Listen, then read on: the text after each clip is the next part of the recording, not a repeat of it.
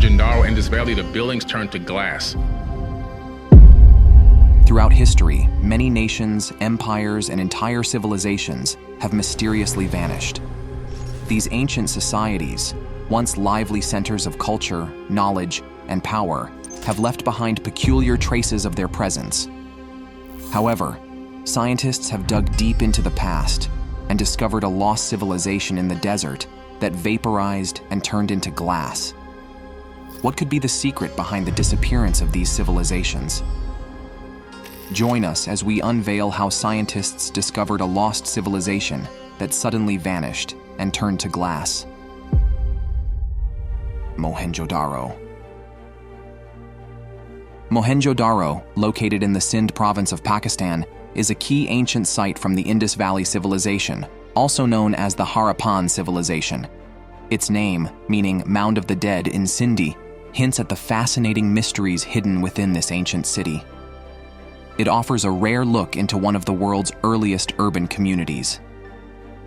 Discovered in 1922 during a broader archaeological survey of the Indian subcontinent by Sir John Marshall and his team at the Archaeological Survey of India, Mohenjo-Daro was first believed by R.D. Banerjee to be a Buddhist religious mound.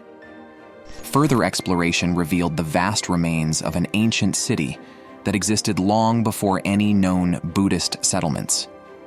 These remains included advanced urban features like baked brick buildings, showing a highly developed civilization.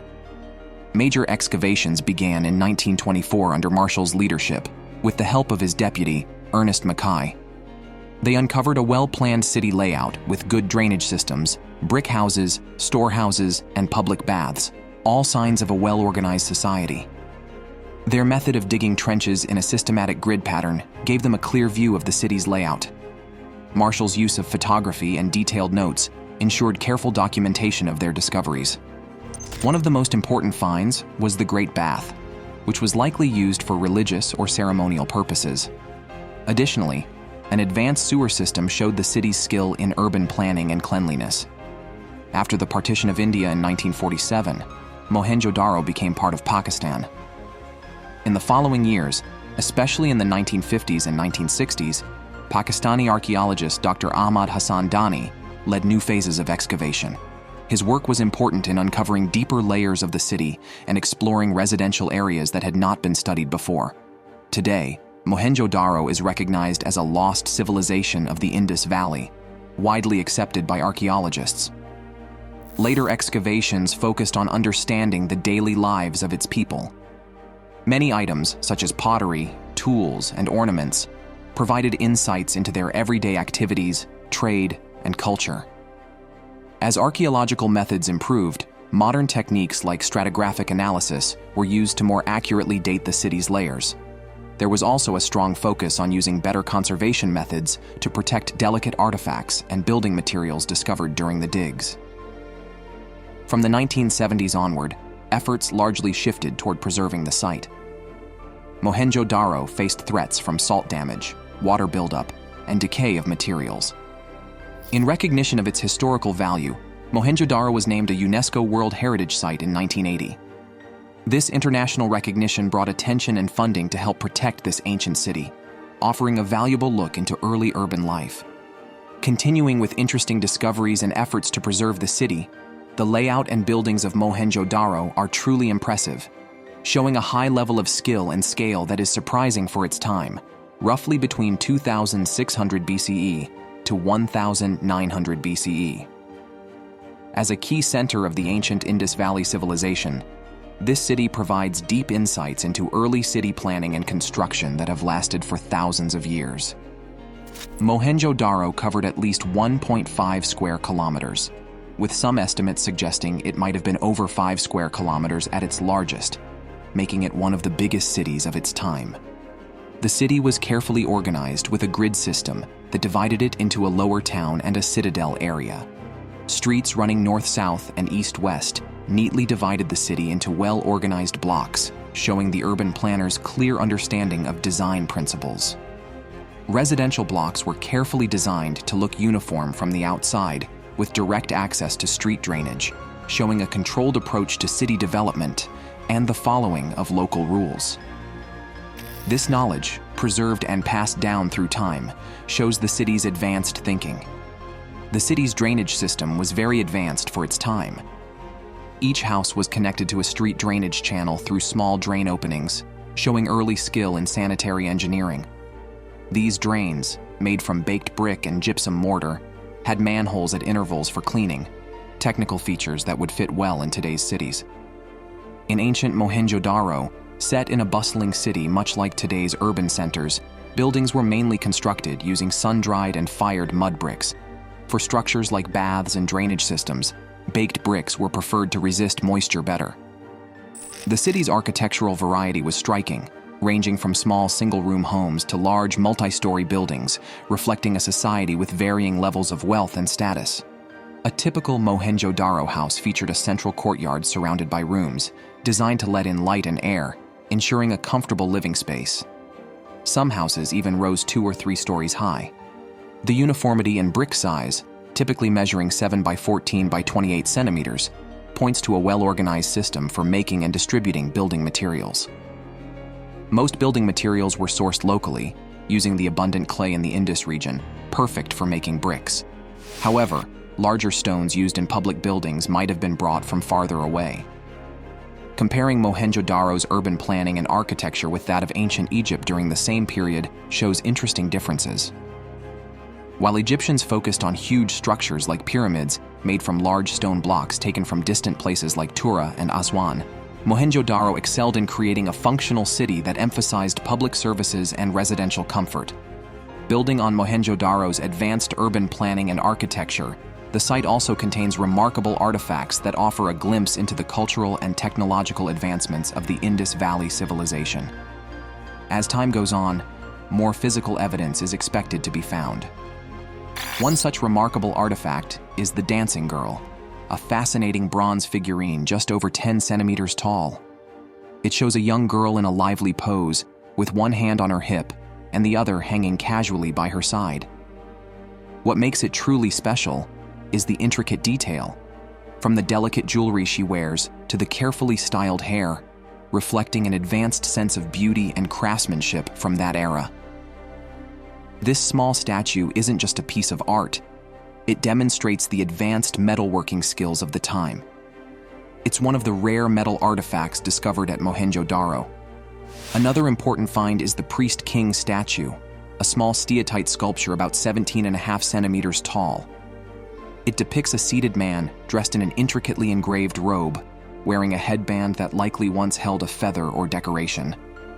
The statue's calm expression and carefully groomed beard suggest high social or religious status. Some experts see it as representing ideal leadership or divine authority, combining political and religious power. While it may not depict a specific person, it highlights the artistic and symbolic depth of ancient civilizations. Perhaps the most impressive structure at Mohenjo-Daro is the Great Bath, located on the Citadel Mound. This large pool, roughly 12 meters by 7 meters and 2.4 meters deep, was built using finely fitted bricks sealed with natural tar, an advanced waterproofing method for its time. The Great Bath at Mohenjo-Daro was likely used for special cleansing ceremonies, reflecting the civic and religious customs of the Indus people. This structure was cleverly supplied with water from a well, and a nearby drain allowed for the bath to be emptied and cleaned, showing advanced water management skills. Comparing it to Roman baths offers fascinating insights. Like Mohenjo-Daro's bath, Roman baths were central to both social and religious practices, serving more than just cleanliness. Roman baths, however, were more complex, with different rooms offering various temperatures and features like steam baths and underfloor heating, showing their advanced engineering. One interesting idea about Mohenjo-Daro's importance in the Indus Valley Civilization is the hydraulic theory. This suggests that the city was a religious hub, managing a large network of irrigation canals. This theory proposes that the city's leaders held significant political and religious power, which was crucial for controlling water resources needed for farming in their dry environment. The Mayan Civilization. The Maya people once flourished with a lively and impressive civilization, marked by amazing achievements in art, building, and science. However, Their world changed dramatically when the Spanish arrived. The Europeans brought new technology and diseases that the Maya had never seen before, causing their society to break down in many ways. Fast forward to 1929, when Colonel Charles Lindbergh, the famous pilot who had flown solo across the Atlantic 2 years earlier, was on a flight from Miami to Panama with Pan American Airways. During his journey, Lindbergh took a side trip to explore the skies over what is now Belize. As he flew inland, he passed over a thick jungle in southern Mexico and Central America, a region so far away that it was believed no outsider had ever seen it.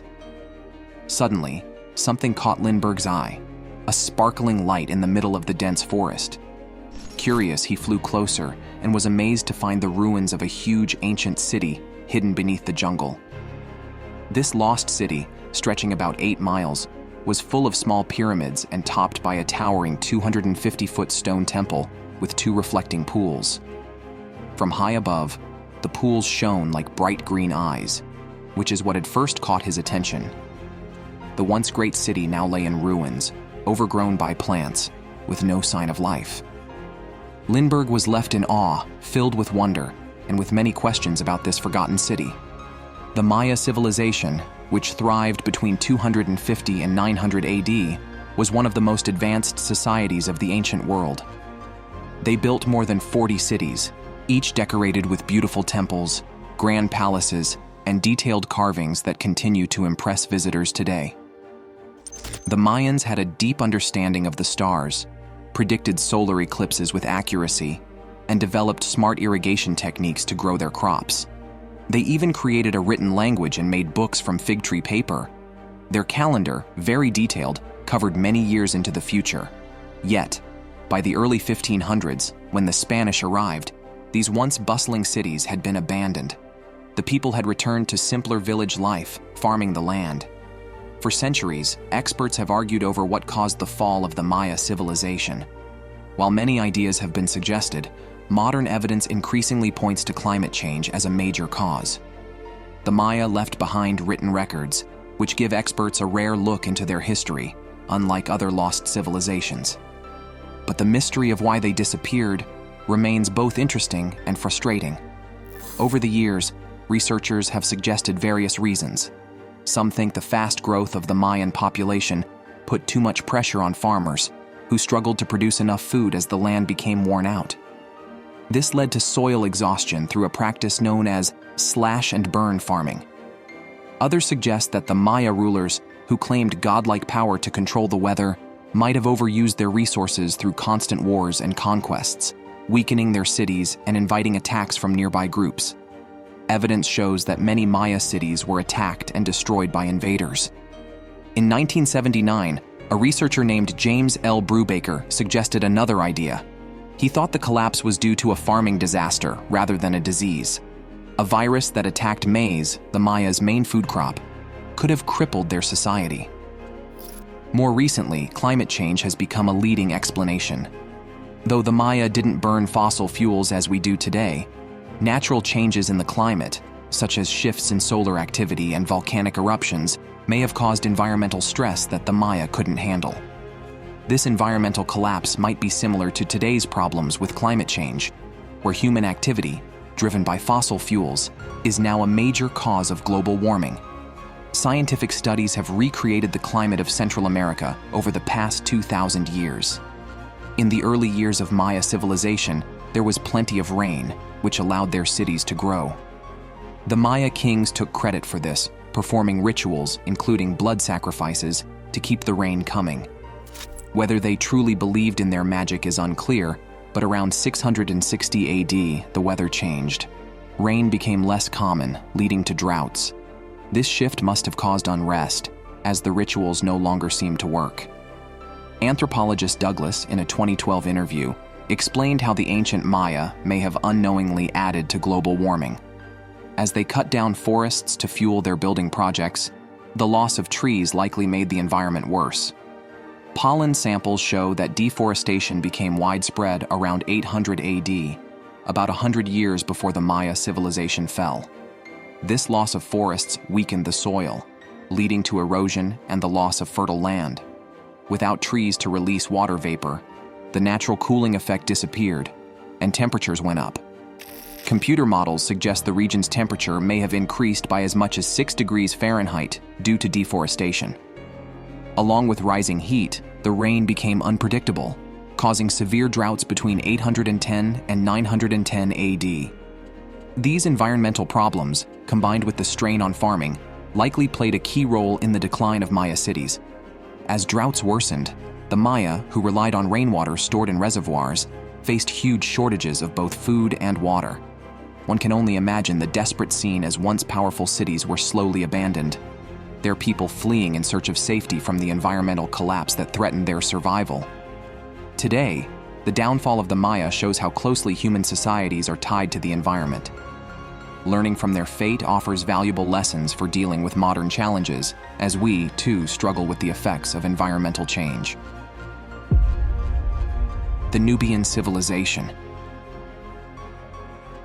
The ancient Nubian society, found along the Nile River in what is now Sudan and southern Egypt, is one of Africa's oldest and most interesting cultures. This impressive civilization eventually faded, but some of its people moved to Egypt, bringing with them a rich history that goes back to the Stone Age.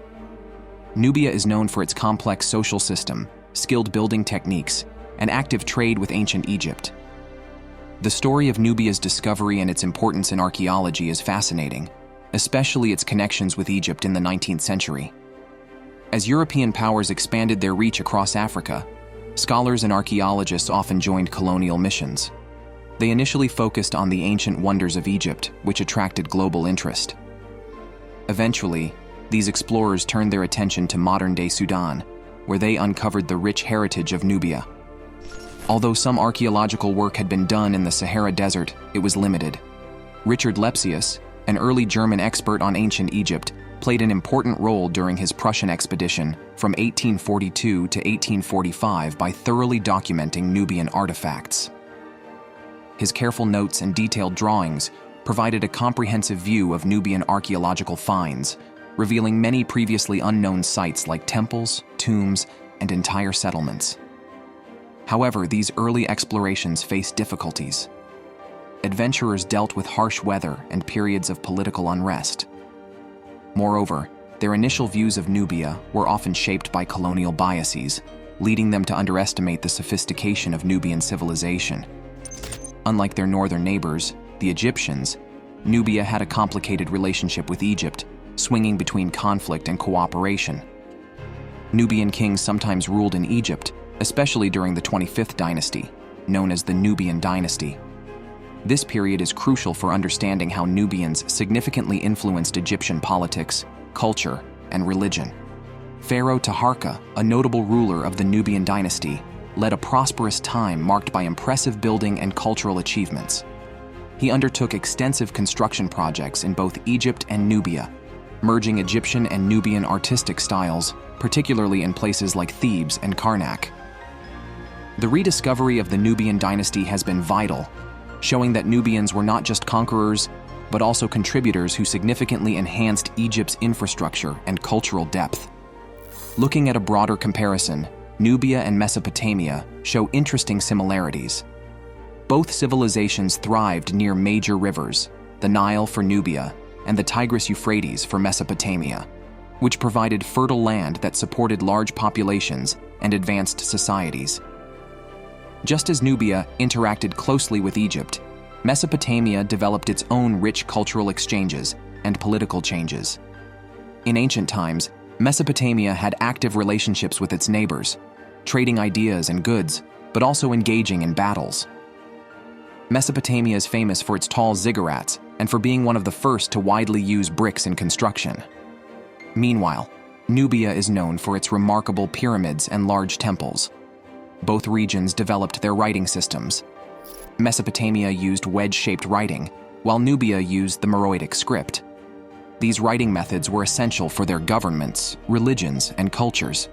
Today, they are still significant for archaeologists and historians studying these ancient societies. Assume trying to communicate with people thousands of years in the future. Simply writing something down might not be enough if they can't understand the language or writing style. This challenge highlights the importance of the work done by George Andrew Reisner, an archaeologist who made significant discoveries in Nubia in the early 20th century. Reisner's excavations in Nubia, supported by Harvard University, greatly expanded our knowledge of the ancient kingdom of Kush. This civilization, sometimes an ally and sometimes a rival of ancient Egypt, had long been shrouded in mystery. Reisner's scientific approach set new standards for archaeological methods in the region, influencing future digs and our understanding of ancient cultures. His groundbreaking work involved excavating at Kerma, which he identified as an important cultural and political center of the Kingdom of Kush. This discovery was crucial because Kerma's importance had been overshadowed by more famous Egyptian sites. One of the most notable finds at Kerma was the Deifa, a tall structure made of mud bricks, which remains one of the largest and oldest of its kind.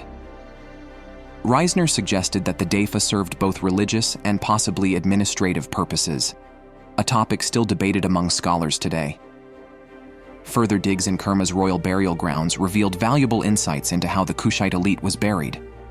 The tombs contained various items, including pottery, gold, and bronze objects, which shed light on the advanced culture and extensive trade connections of the Kushites.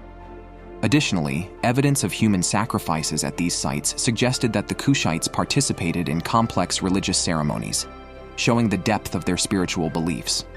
Reisner's exploration also revealed that Kerma was a well-planned city with homes, workshops, and strong defenses. This layout highlighted the advanced societal structure and strategic importance of Kerma within the Kingdom of Kush. This discovery offered a new perspective on how city planning and architectural progress were managed by the Kushite civilization. It challenged the notion that Nubian culture was always inferior to that of ancient Egypt. Instead, Reisner's research highlighted the unique qualities of Nubian civilization, showing how they had their cultural achievements and demonstrated their ability to influence and govern large areas, including parts of Egypt at different times. Reisner's careful approach to excavating and his detailed recording practices set new standards in archaeology. He pioneered the use of layers for dating purposes, greatly improving the accuracy of understanding the timeline of the sites he explored. His work has had a lasting impact as a key resource for future research on Nubia, continuing to inspire archaeologists to further investigate the complex history of Nubia and its connections with other ancient civilizations. As we delve into the details of this ancient society, Reisner's contributions stand out as extremely valuable. They provide a solid foundation not only for understanding Nubia's history, but also for grasping the broader narratives of ancient civilizations around the world. The rediscovery of Nubian pyramids and efforts to protect Nubian heritage after the construction of the Aswan High Dam have offered profound insights into this ancient civilization. Archaeological discoveries often arise unexpectedly, such as during road or railway construction. Nubian pyramids are notably different from their Egyptian counterparts. These structures are known for their steep, narrow sides and smaller bases, ranging from about 6 to 30 meters across.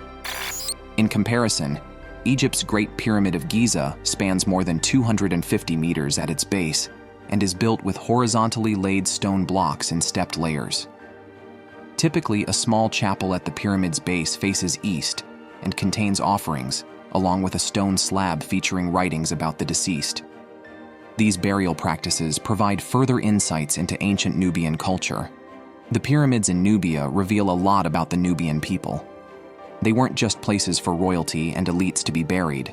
They also showcased the wealth and power of the Kushite rulers. These pyramids were built to reflect a hierarchy and religious beliefs influenced by Egyptian traditions, but with unique features. The art and writings inside these pyramids provide crucial information about what the Kushite people believed and how they lived.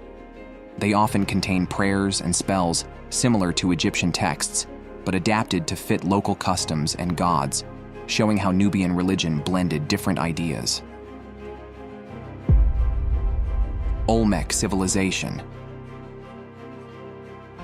At the end of the 19th century and the beginning of the 20th century, the ancient cultures of Central America began to attract the interest of both researchers and adventurers.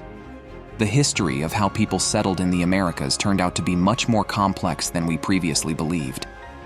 A blend of exploration, colonization, and fascination with the unknown fueled curiosity about the secrets of these old societies. One significant mystery tied to the origins of the Americas is the Olmec Civilization. Known for their colossal stone heads and intricate architecture, the Olmecs were among the earliest civilizations discovered. Initially, many believed these artifacts belonged to the more famous Maya and Aztec civilizations, as they were better known and seemed similar. In Brazil, unusual skulls have long added to this intrigue, deepening the mystery surrounding ancient peoples. The unique elements of Olmec art and symbols were often misunderstood at first. Two key figures who introduced the wonders of Central America to the Western world were John Lloyd Stevens and Frederick Catherwood. Their journeys, chronicled in Incidents of Travel in Central America, Chiapas, and Yucatan, and Incidents of Travel in Yucatan, not only informed people about the Maya, but also established a benchmark for future archaeologists. Their detailed illustrations and captivating narratives sparked widespread interest in ancient Central American cultures. During this period, comparisons began to emerge between artifacts found in Central America and those from other regions, inspiring fresh insights into human societal development. Museums evolved from mere repositories of curiosities into centers of research and education. Additionally, archaeology started to integrate various fields such as anthropology, linguistics, and even early environmental science, enhancing our understanding of Central American civilizations. Among the discoveries made by Western archaeologists were massive statues, some towering over 9 feet and weighing several tons, which puzzled many. These figures are believed to represent the earliest major civilization in Central America. With their distinctive features, flat noses, round cheeks, and often adorned with helmets, they intrigued their discoverers, yet left many questions unanswered. The purpose of the helmets remains uncertain, much like the elaborate crowns of ancient Egyptian rulers. In 1862, José Melari Sano made a significant find at Tres Zapotes in Veracruz, Mexico, unearthing a colossal head sculpture that he thought resembled features from Ethiopia. At that time, little was known about these sculptures, and despite the importance of Melari's discovery, people did not recognize them as part of a larger, uncharted civilization. For years, these large heads were viewed as mere oddities rather than significant historical artifacts. Misunderstandings persisted, with some attributing them to known civilizations like the Maya or Aztecs, or entirely fictional cultures. It was like a puzzle missing crucial pieces, awaiting someone to complete it. The situation began to shift in the 20th century when archaeologists like Matthew Stirling started to excavate the Olmec heartland more methodically. They uncovered more of the monumental heads and other ancient relics, gradually piecing together the history of this fascinating civilization. In 1945, an exciting expedition led by Stirling explored San Lorenzo, an ancient city linked to the mystery of Olmec civilization, laying a foundation for Mesoamerican history. Supported by the Smithsonian Institution, this expedition sought to uncover the significance of these historical sites. However, the vastness of San Lorenzo made it impossible to excavate everything simultaneously. Stirling and his team had to make strategic decisions about where to dig, targeting areas with visible signs that might reveal important artifacts. Their meticulous planning involved careful mapping and precise techniques to preserve fragile items from centuries past. As they cleared the dense jungle and dug into the earth, they weren't just uncovering objects. They were unraveling the story of the Olmec civilization. Each new find, whether it was a tool, piece of pottery, or stone, contributed to the larger narrative of this ancient culture.